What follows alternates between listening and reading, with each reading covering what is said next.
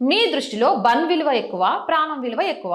ఎందుకంటే బన్ మీద మీరు స్పందించిన దానిలో కనీసం 1% అయినా తలలు తెగిపడుతున్నప్పుడు మాట్లాడారా? రెండు కుటుంబాలకు ఆ మగవాళ్లే దిక్కు. వారి ఆదాయం మీదే వారి బీద కుటుంబాలు ఆధారపడి బతుకుతున్నాయి. మీకు గుర్తుందా అది?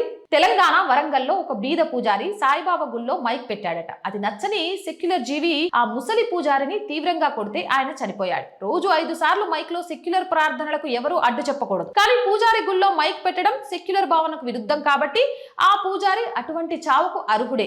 నుపూర్ శర్మ ప్రాఫిట్ మీద కామెంట్ చేసింది అని గొడవ చేశారు. కర్మ కొద్దీ అదే సమయంలో ఒక రాజస్థాన్ ఉదయపూర్ హిందూ టైలర్ నుపూర్ శర్మకు మద్దతుగా సోషల్ మీడియాలో పోస్ట్ పెట్టారు. అంతే, అహింసావాదులకు కోపం వచ్చి బట్టలు కుట్టించుకోవడానికని చెప్పి ఆ టైలర్ షాప్ కు వెళ్లి కత్తి తీసి ఆ టైలర్ తల నరికేశారు. అది వీడియో తీసి అందరికీ అదే గతి అని వీడియో సోషల్ మీడియాలో ధైర్యంగా షేర్ చేశారు. ఆయన బీదవాడే. ఇప్పుడు బన్ మీద విరుచుకుపడుతున్న సెక్యులర్ జీవులు అప్పుడు బంకర్లలో దాక్కున్నారా?